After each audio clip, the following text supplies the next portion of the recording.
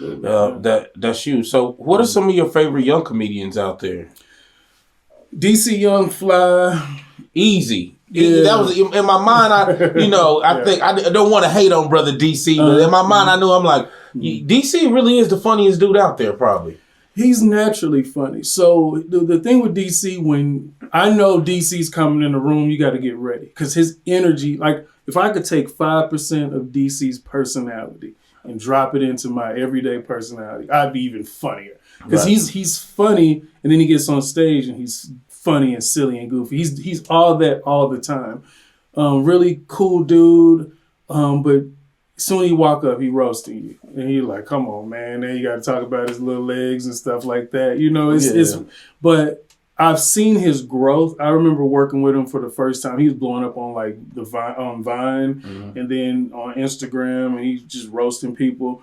And he started to blow up. So then when he came to Kansas City, I was like, the club put me on with him. No, his manager, she put me on with him.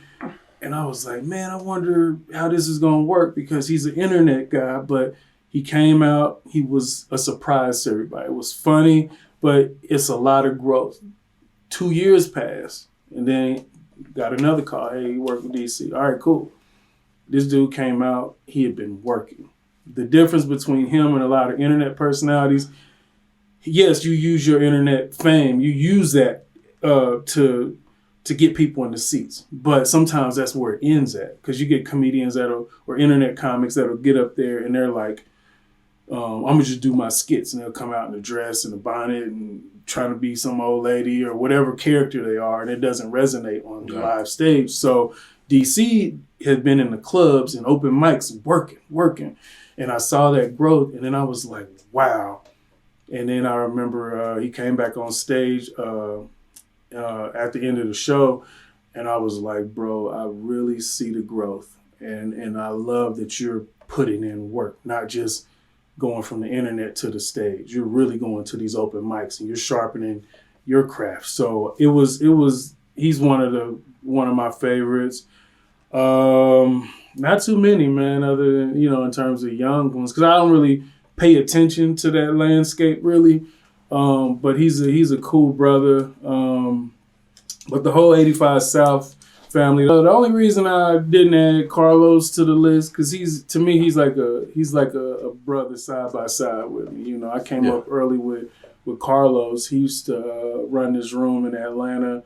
I think it's Cat's Cafe. I think it was, but I would come there and pop up on him years ago, and that's my dude.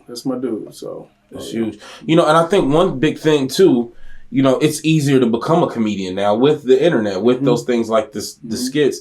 Also with like the Hollywood strike, right? Right now, Hollywood is on strike, and I think that presents a big opportunity for comedians and people who can do smaller scale skits. I mean, it's a lot of people who I watch online who just green screen themselves in front of other people's videos, and there I am for an hour laughing. So hopefully they make it more profitable.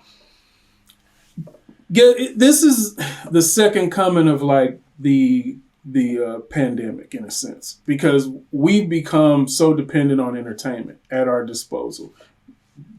When we were growing up, we had to get home and get to the TV and hopefully can catch Family Matters or, whatever show was on at the time. We were confined to that way of doing things and actually getting entertained. But now people want to sit on TikTok, and people are losing sleep because they up at 2 a.m. and got to be up for work at 5, and they just scrolling TikTok and the reels on Instagram and stuff.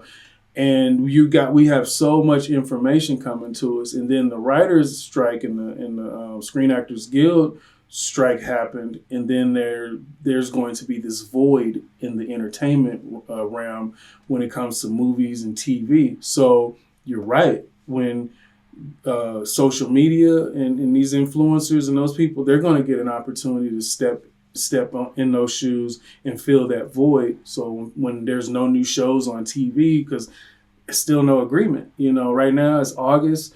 They're talking about maybe in the spring of next year before we actually figure out what the agreement is. So yeah, man, it's going to be a avoid, and people should take advantage of it, especially if you're a comedian or a comedic personality or just a whatever, like doing podcasts.